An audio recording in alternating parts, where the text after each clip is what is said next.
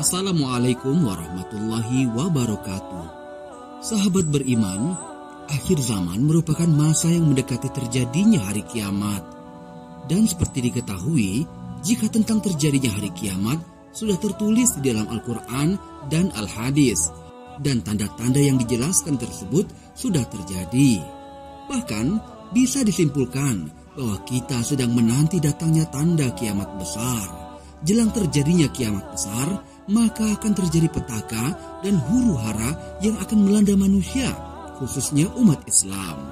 Kerusakan di mana-mana, bejatnya moral manusia, bencana akibat alam maupun perang, dan sederet kengerian lain akan terjadi di akhir zaman kelak. Orang-orang beriman di masa itu harus lebih berhati-hati lagi dalam menjaga keimanannya. Sebab orang-orang yang tak memiliki iman tidak ingin melihat ada orang yang beriman kepada Tuhannya. Dajjal, itulah pemimpin orang-orang yang ingkar. Mereka akan melakukan apa saja untuk menyesatkan manusia. Tetapi kita tak perlu khawatir. Ada 4 negeri yang telah didoakan Rasulullah SAW. Bahkan 2 di antaranya tidak akan bisa dimasuki Dajjal, dan 1 lainnya akan menjadi tempat dibunuhnya Dajjal. 4 negeri tersebut merupakan negeri-negeri yang dianjurkan untuk dihuni di akhir zaman. Yang pertama, Makkah. Makkah dinyatakan Rasulullah sebagai sebaik-baik bumi. Beliau bersabda dalam hadis riwayat At-Tirmizi, "Demi Allah, engkau adalah sebaik-baik bumi dan bumi Allah yang paling dicintainya. Seandainya aku tidak terusir darimu, aku tidak akan keluar."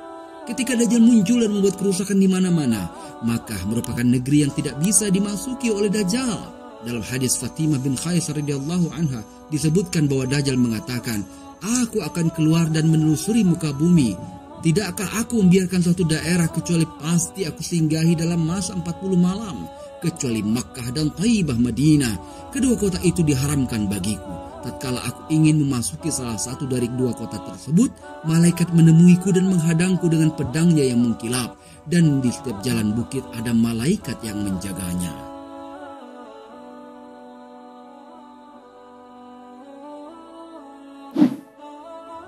Yang kedua, kota Madinah. Madinah adalah kota iman sebagaimana Mekah. Madinah juga tidak bisa dimasuki oleh Dajjal. Rasulullah SAW bersabda, "Sesungguhnya iman akan kembali ke kota Madinah sebagaimana ular kembali ke lubang atau sarangnya." Di setiap tembok atau batas kota Madinah ada malaikat. Kota Madinah tidak akan bisa dimasuki oleh penyakit ta'un, lepra, dan tidak pula Dajjal.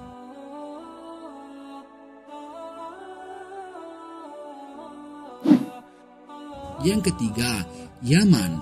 Rasulullah mendoakan Yaman agar menjadi negeri yang diberkahi. Yaman juga identik dengan iman, ilmu, dan juga hikmah. Dalam hadisnya Rasulullah bersabda, "Penduduk negeri Yaman telah datang kepada kalian. Mereka adalah orang-orang yang lembut hatinya. Iman itu ada pada Yaman, fikih ada pada Yaman, dan hikmah ada pada Yaman." Dan hadis lainnya, pada akhirnya umat Islam akan menjadi pasukan perang. 1 pasukan di Syam, 1 pasukan di Yaman, dan 1 pasukan lagi di Irak. Hendaklah kalian memilih Syam karena ia adalah negeri pilihan Allah. Allah kumpulkan di sana hamba-hamba pilihannya. Jika tidak bisa, hendaklah kalian memilih Yaman dan berilah minum hewan kalian dari kolam-kolam di lembahnya, karena Allah menjamin untuk negeri Syam serta penduduknya. Yang keempat, Syam. Yang keempat adalah negeri Syam. Saat ini Syam terpecah menjadi Suriah, Palestina, Yordania, dan Lebanon. Dalam hadisnya Rasulullah berdoa, "Ya Allah, berkahilah kami pada negeri-negeri Syam kami. Ya Allah, berkahilah kami pada negeri Yaman kami."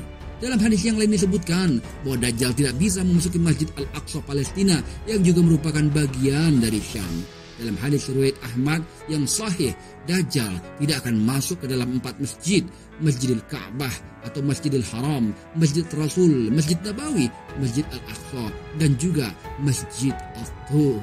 Wallahu a'lam bishawab.